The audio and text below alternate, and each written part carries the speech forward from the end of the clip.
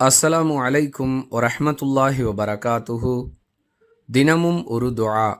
சாப்பிட்டு முடித்த பிறகு அல்லது ஏதேனும் ஒரு பானத்தை பருகிய பிறகு அல்லாஹுவுக்கு நன்றி செலுத்தும் விதமாக அல்ஹம்துலில்லாஹ் என்று கூறுவதை ரசூலுல்லாஹி ஸல்லல்லாஹு அலைஹி வஸல்லம் அவர்கள் கற்றுக் கொடுத்திருக்கிறார்கள்.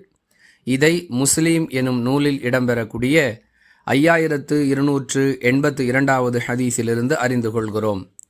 சாப்பிட்டு முடித்த பிறகு ஓத வேண்டிய துஆக்கள் என்ற தலைப்பின் கீழ் ஏராளமான வாசகங்கள் எழுதி வைக்கப்பட்டிருக்கின்றன. அவற்றுள் சில ஆதாரமற்றவை, ஒரு சில ஆதாரமான ஹதீஸுகளில் இடம்பெற்றவை.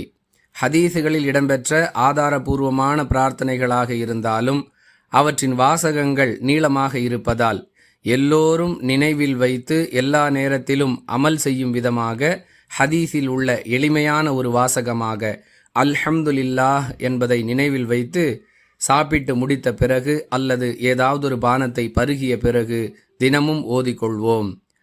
வாஹிரு தஅவானா அனில் ஹம்துலில்லாஹி ரப்பில் ஆலமீன். அஸ்ஸலாமு அலைக்கும் வரஹ்மத்துல்லாஹி வபரகாத்துஹு.